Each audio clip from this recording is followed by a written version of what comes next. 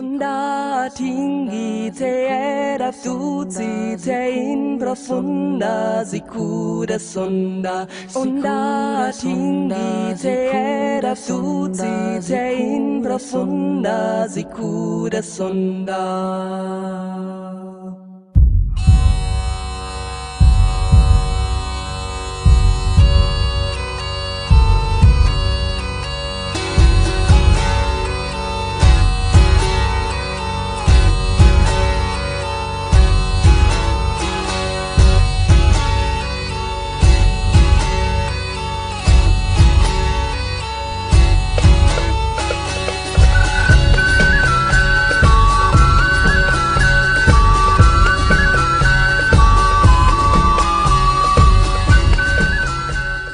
G'day, Trazzy here, and well, that's it. Brigandoom is done. So yeah, I had a great time actually playing this. I had specifically because I was interacting really heavily with a lot of the people because it's such a popular game. It was really awesome. I'd like to thank Scott and Cartoon and Eva Ginny. Sorry, I can't pronounce your name, whatever. But it was actually really cool. I mean, you might have noticed if you watched that playthrough that it was more of a learn to play than a let's play. And it was really helpful having those guys especially really giving me a lot of advice and hints. And that was really awesome. Thanks, guys. Oh, by the way, what I'm doing here is I just went to the Pizarro or Pizzo, I don't know how to pronounce it. The guys who make this game, on their website you have these detailed character sheets. They're a lot better. You don't want to draw on your cards. I mean, that's just crazy talk. But what I'm doing, I'm just laminating the printout. So I printed the card lists on the back, and then I printed on the front. I printed the character sheet, and then I just laminate it. And then I do this in a lot of my games, that, you know, like RPGs and stuff that I play. I use laminated sheets because you can write on it on a non-permanent marker, and these don't usually rub off. I mean, you've got to give them a good rub with a cloth, or maybe even a little bit of water, but it does. The ink comes completely off. Never having to print them again, and they're nice and permanent. I use this in a game called Letters of Whitechapel, for example, and many games. It's an awesome way of doing it. So if you're wondering what all that was, that's what it is. Now, I know that some of my mistakes, because there was a huge amount of mistakes, really. I mean, and some of them were helping me, and some of them were hindering me, and we ended up pulling it out of the bag with a kind of fluky ending, which was actually pretty cool, but actually not as random as some people have commented in the comments. We spent the whole of turn 4 just discarding to draw as many blessings into our hand, and I actually worked it out off camera that if we just used every blessing to dig into those decks except for 2 of the piles, right? Well, one of the piles because we actually sent a second character to the other thick pile, but only 2 of the piles, or 1 actually, had the possibility of not going down to at least 2 or 3 cards out of all the cards that were left. So the chances of hitting those bandits and hitting the villain were really, really high because almost every deck would be depleted to 1 or 2 cards. So it wasn't quite as random as some people thought, that ending. But anyway, I had a lot of fun. I forgot what I was trying to say now. Oh yeah, that's right. I don't know whether the win was attributed to my errors or not, but I'm just going to power forward, and I think I learned a lot, and the next game's going to be a bit more coherent, hopefully. But yeah, it was pretty cool. So what this video is going to be is just basically talking about the decks that I've built for the next session. So, well, let's get into it. Well, that's all done. Now, that took a lot longer than I thought it was going to take. So, like, I originally was talking you through my thought process, but the video was just way long, so I just did all the speed up. I'm just going to go through the finalized decks. Now, this is the card pool that we're not using.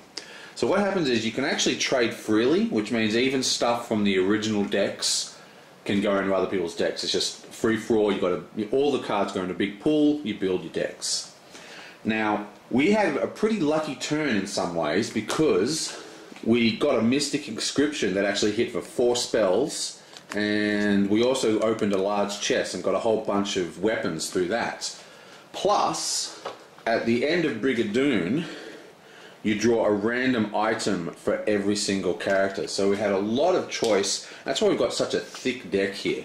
Now, what I'm going to do, after I finish going through the decks, I'm going to put a link in the description which will take you to a thread on Board Game Geek at Tube Tables, which is a guild that collects YouTubers. On that thread I'm going to have my card pool and the deck list, and if you have any suggestions that you want to see or any ideas for the next, how to do these things, or just want to chat about this game series, go there. I'm going to turn that thread into kind of like a storyline of how this quest is going and what happens to the characters and stuff like that. So, well, let's go through the decks and then I'll show you what's not made the cut. We'll start with Sagen. Also, I'm going to sleeve all these cards. I've got like a big sleeve order coming in. You've got to be very careful with cards that have black borders, because even just through that couple of playthroughs, because it used to be sleeved and then I unsleeved it to put them on other games because I wasn't playing it. Okay, well these have all survived pretty well. You can kind of see it in there. But some of these cards are already getting a bit frayed from using your fingernail to pick it up off the table. So I've got to sleeve this. Anyway, so we're starting with Sagen. Now Sagen, he gets 4 items, 3 allies, and 8 blessings. So here are the items I've chosen for him. Basically, we're going to start off with, we got 2 spyglasses during the Brigandoom bonus. Now these are really cool. Basically you can reveal this card to add to your perception check, but the actually important thing is you can discard the card to examine 2 cards deep. So with his free explore and one of these in hand, you actually explore 3 cards deep into any given location. That is huge. Absolutely huge. Now, what that does mean is also, because this is a recharge, it doesn't deplete, because this is a discard, right? It does deplete his health, but what it also does is create room in his hand to draw his massive of 8 blessings. He's got more blessings than anyone else, and he has this great ability to let you use multiple blessings. So, not only can we scry the deck really well, we can also, fill up his hands with blessings. Now, the crowbar, this is one of the cards where I didn't really have a place for it, but I did like it because you can recharge it, quite easily with a 3, and it does have an alright ability, which does help him. And I tried to only pick cards that I could recharge. I really was quite strict about keeping my health pools large. So the crowbar's pretty cool. Then we also have the Sage Journal. Now this is a really interesting one. Reveal this card to add 1d4 to your check to defeat a henchman or villain. So it's very situational.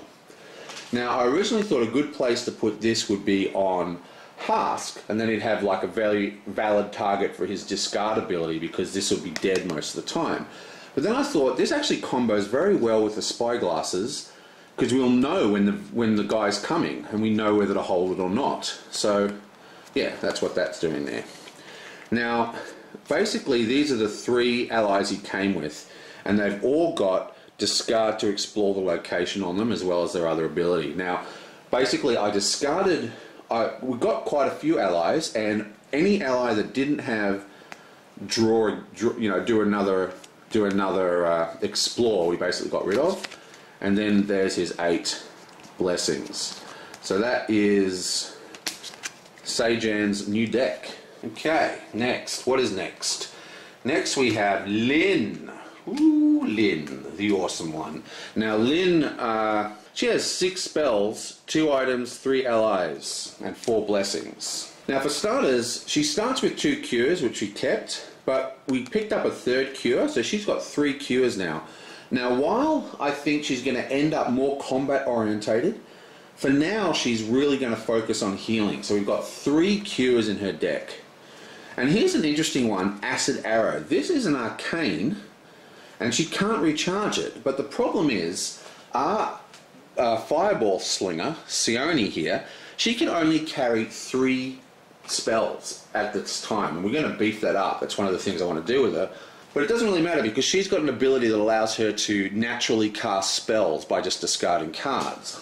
But what I thought would be cool, because Lynn also has a discard card ability, this can be basically a really nice target for her shape-shifting ability to, get the D10s, and at the same time we're using her large 6 spell hand to store Acid Arrow, which we will then trade to Sione at a later date. And also we have Detect Magic. Now I had a real problem finding enough spells. Like there was a lot of spells which just seemed completely useless, like Guidance. I mean, what? I'm not quite sure why would we use that. So this is the best option I think we had. It's easy to recharge, and if you hit a spell, which is unlikely, you get a free explore. So that's pretty cool. Mending, of course, is just another type of heal. I'll probably be looking to replace it at some point, but this might be good if one of our heroes loses a potent weapon or something. Okay, as for items, she only gets 2. We gave her Holy Water, and this is same kind of idea, a discard target for her ability, but also holding onto this item to later maybe go into Kara's deck.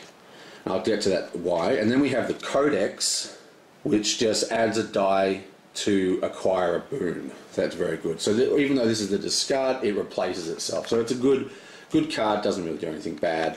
And of course then she has her 3 allies that she had originally, the 2 dogs and the crow for the reveal ally effect. I think she's a very, very strong character.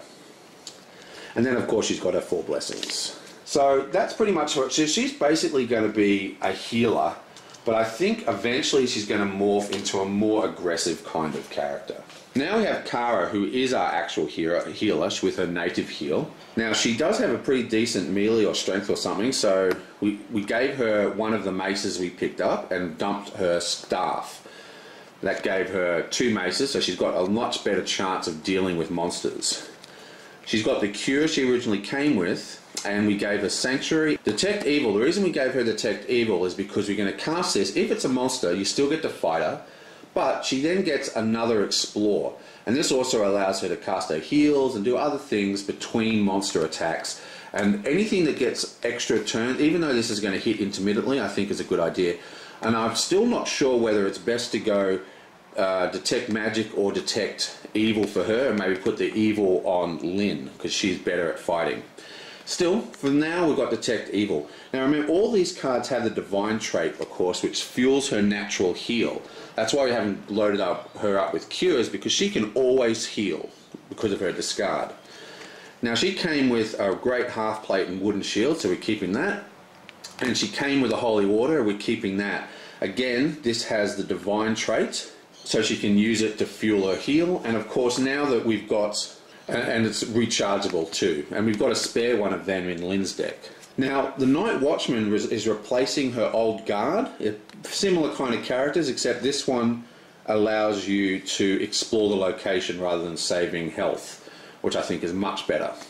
And then we've got her blessings. So that is Kyra, whatever. Okay, now Sione was a bit of a weird one. She can only hold 3 spells, and remember we're holding an Arcane Arrow for future reference in Lynn's deck.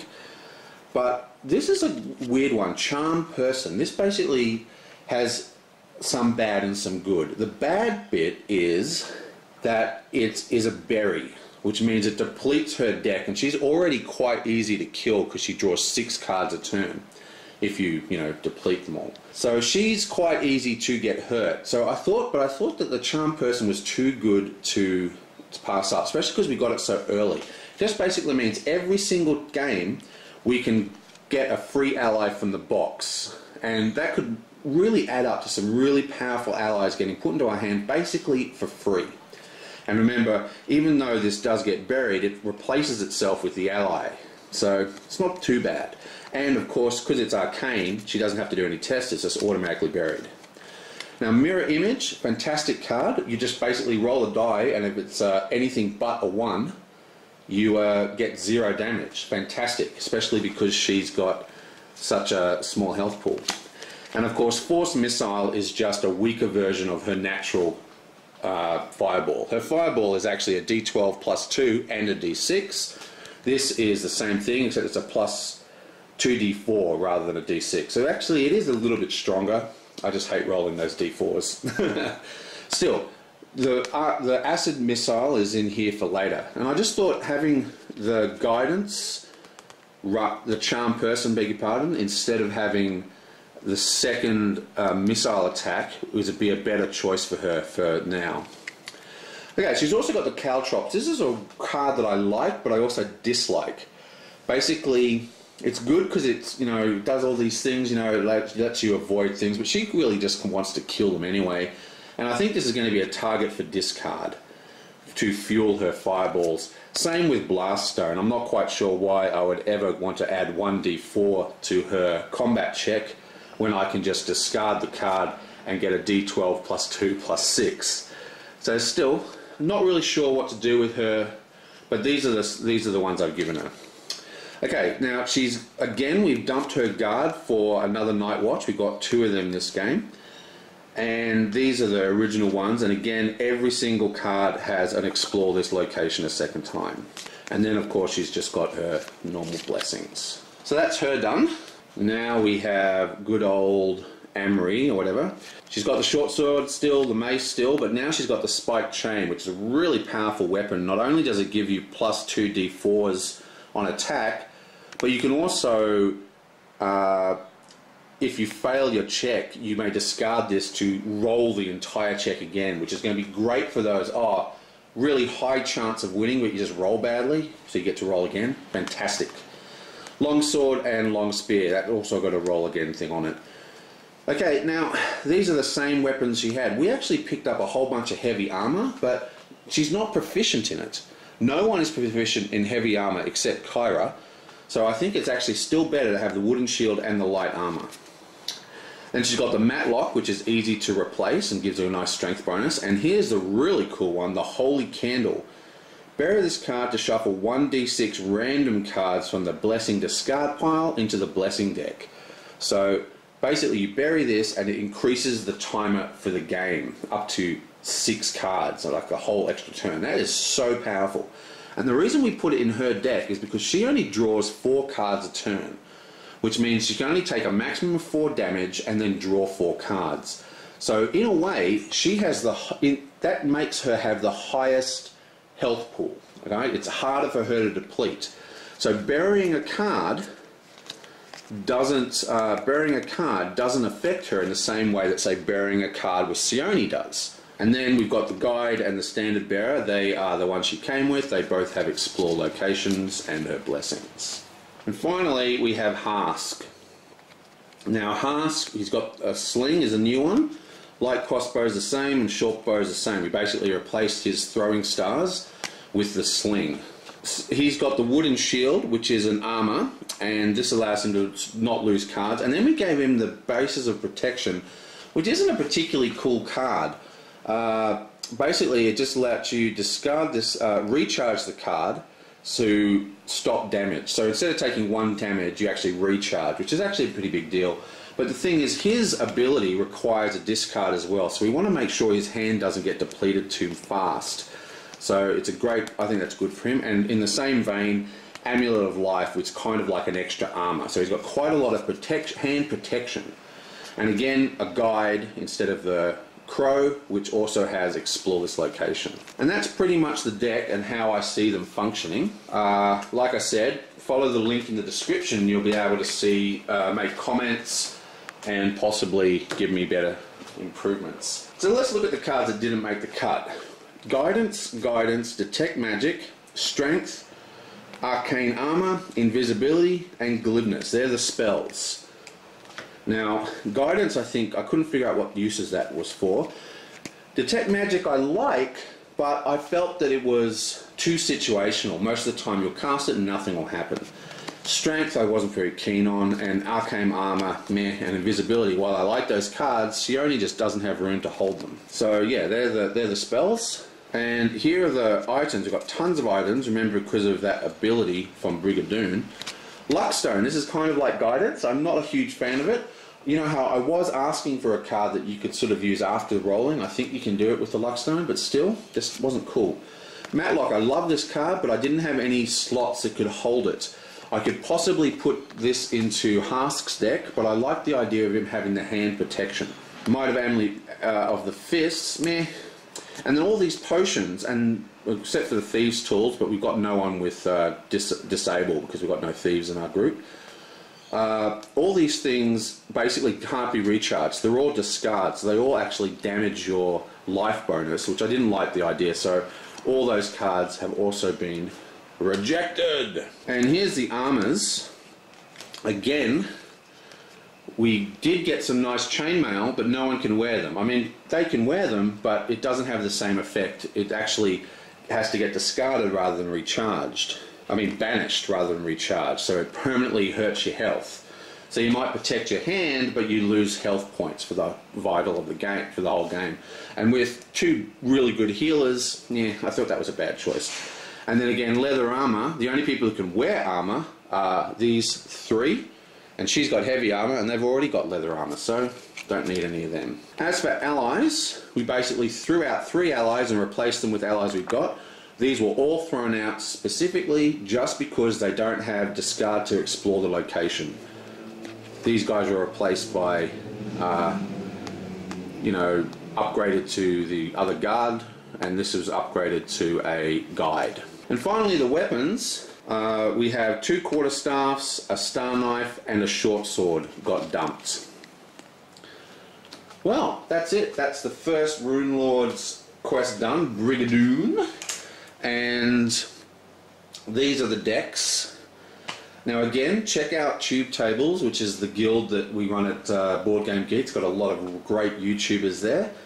And you'll see in the description a link to the Pathfinder thread that I'll be making, which will have all this information in it. And you can comment, give me suggestions, because there's going to be a break before the next one because I'm going to wait for my sleeves to come in the mail. Anyway, thanks for watching. Thanks a ton for the help. I know it was a bit of a learn to play rather than a let's play, but I think the next one's going to go smoother, and I'm already getting a bit more of a hang of it. Actually building the decks and reading all the cards multiple times really helped. So hopefully the next game's going to go a lot better, and I want to say a big thank you to Cartoon and Scott and the guy who starts with E that I can never remember his name, who gave me a lot of advice and help during this playthrough, so that was awesome. Thank you. And yeah, I'll see you guys next time. Onda tinggi teera tuzi tein profunda sicura sonda. Onda tinggi teera tuzi tein profunda sicura sonda.